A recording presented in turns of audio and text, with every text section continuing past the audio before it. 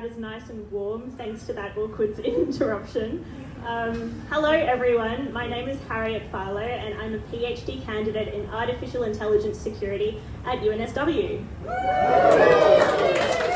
I was going to ask if everyone could cheer for UNSW Sydney. Yeah? UNSW Sydney?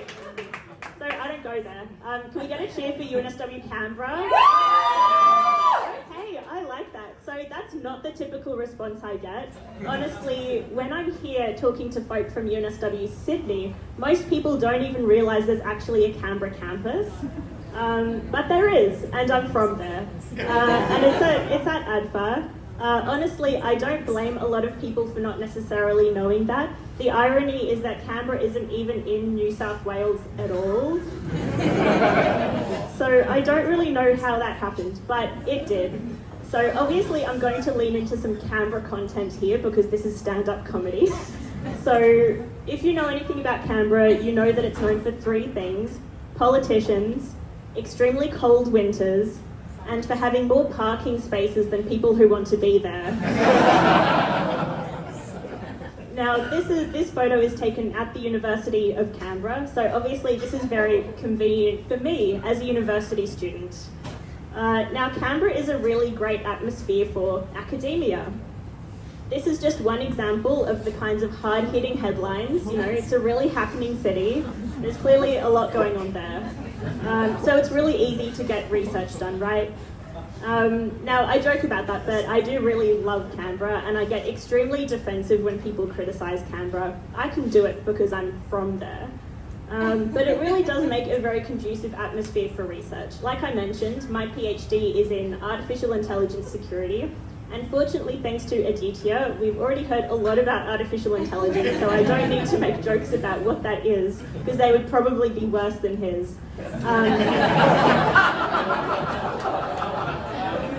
I think they're all his supporters. But what I can tell you is that working in artificial intelligence security means that basically I'm one of the people standing between your smart toaster wanting to take over the world. Now, I don't really need to define what artificial intelligence is, but I thought it might be quite helpful in helping me write some of these jokes tonight. This is an unfortunate assumption. For those of you who can't see at the back, I asked ChatGPT to give me an AI joke, and it said, "Why did the AI go to art school? Because it wanted to learn how to draw better conclusions." I know. I apologise up front though, it might actually be better than some of the jokes I'm about to tell you tonight. It's a lot of pressure. Now, I guarantee that everyone in this room has interacted with artificial intelligence today, even though you might not have realised it. For example, every time you interact with a TikTok algorithm, every time you drive a Tesla or you interact with someone else's Tesla, or like me, every time I try to unlock my phone but it doesn't recognise me because I'm not wearing any makeup. It's a real problem. It's like my mother asking if I'm tired or not, but the technological equivalent. I'm tired or just not wearing makeup. Anyway, I really love working in AI, but I haven't always worked in AI. I originally studied physics, actually, and I really loved studying it, but I didn't love working in it. I was the only girl in all of my classes and then all of my teams, and while you'd think this would make me really popular, unfortunately it wasn't. No one wanted to talk to the girl. It was like an episode of The Big Bang Theory, but without any banging.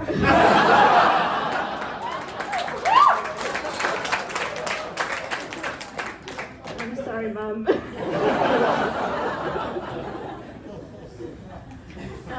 But even though I really do love this work, fortunately, at least, although none of the boys in physics would talk to me, at least I love AI because I can program it to talk to me. Again, for those of you who can't read at the back, I asked, "Hey ChatGPT, how do I get out of Canberra?" And it said, "You got this, girl. You should sign up for the science comedy program, speak at the Sydney Fringe Festival, be recognised by a talent scout, and live your best life not in Canberra."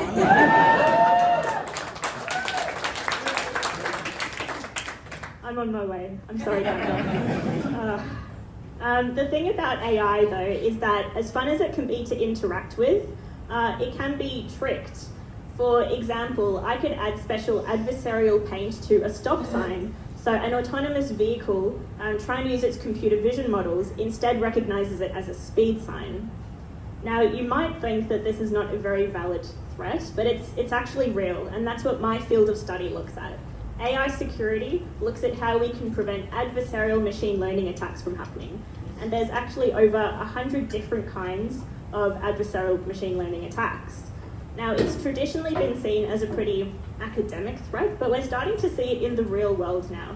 And its impact can have real consequences. Like, it could influence what your or your child sees online when they interact with an algorithm. It could cause governments to be able to surveil citizens who are dissenters.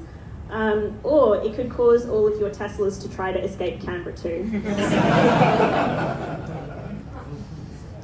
It's important as well because, as we heard from Aditya, businesses adopting artificial intelligence extremely rapidly, and this can lead to impacts not just on those companies, but on all of their users and their customers, which is us. So it's important to me that in my research, I'm not just looking at the theoretical layers of those attacks, but how we can actually help businesses understand what to do about AI security and adversarial machine learning.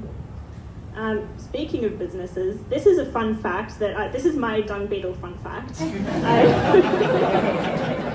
No, I don't think I can beat that one. But I didn't realise until a few years ago, actually, that this is what robot tests are for. They're training the AI models of other businesses. So every time you go online and do a robot test, you're helping those AI models get better. Now, I don't know how I feel about this because I fail these tests about half the time. So I figure this is how I'm contributing to preventing evil robots from taking over the world, by giving them really bad training data. The other thing about robot tests is that, I don't know about you, but for me, they always used to create this sort of existential crisis where I was like, God, am I actually a robot? But fortunately, thanks to my PhD, I have actually been able to escape the 9 to 5. And while I used to do a full-time job alongside the PhD, a year ago I quit and started a startup called Maleva Security Labs.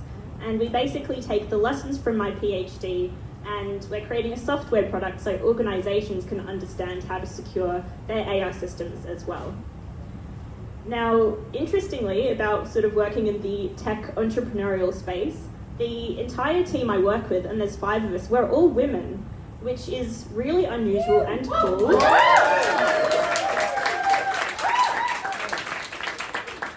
I think that deserves a clap, thank you. Especially this next photo, which was taken from our latest business trip. So this is one of my AI security researchers and myself having a very important meeting about our upcoming activities. Yeah, we get to do it by the pool with cocktails if we want to, which is great. But it is really great working with a team of women because we actually talk about problems going on in the business.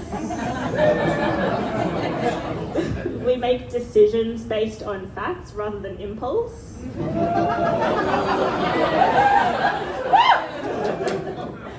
And our periods are all synced up.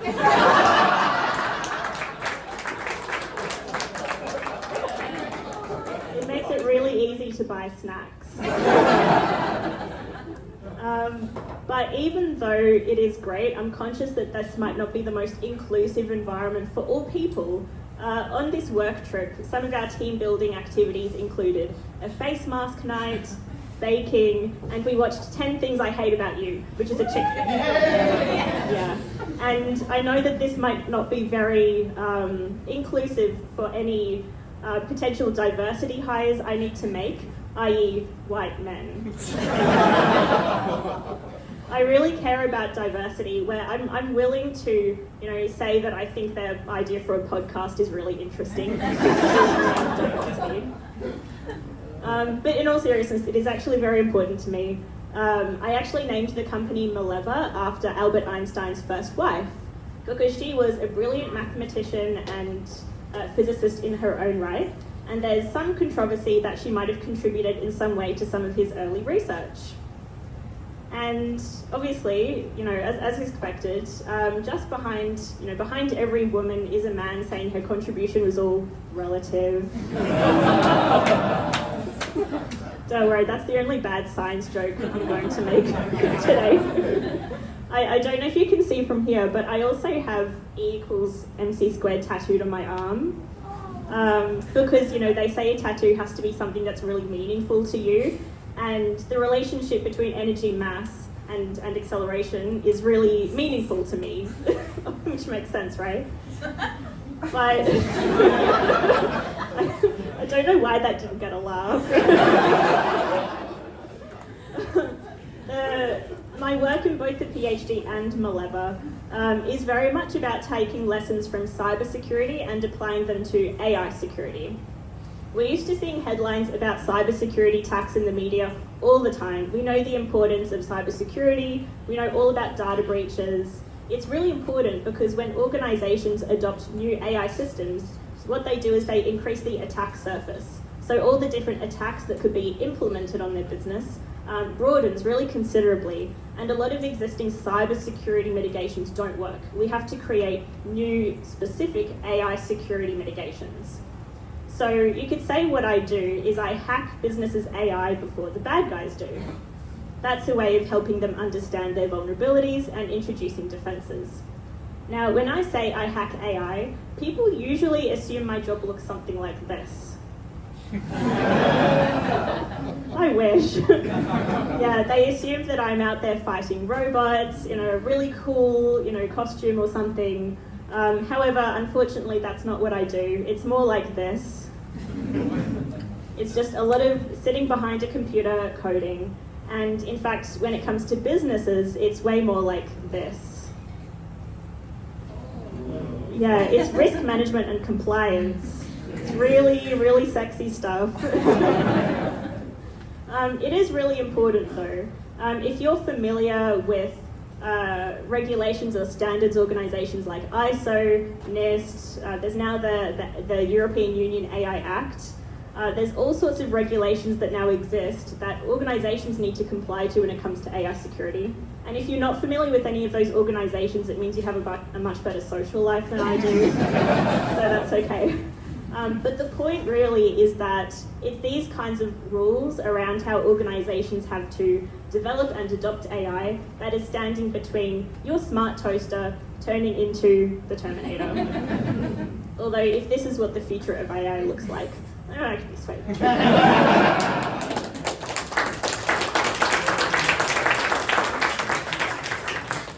Wasn't quite the end. I feel like. Speaking of boys though, I know you're all wondering, will the boys finally, do boys finally speak to me?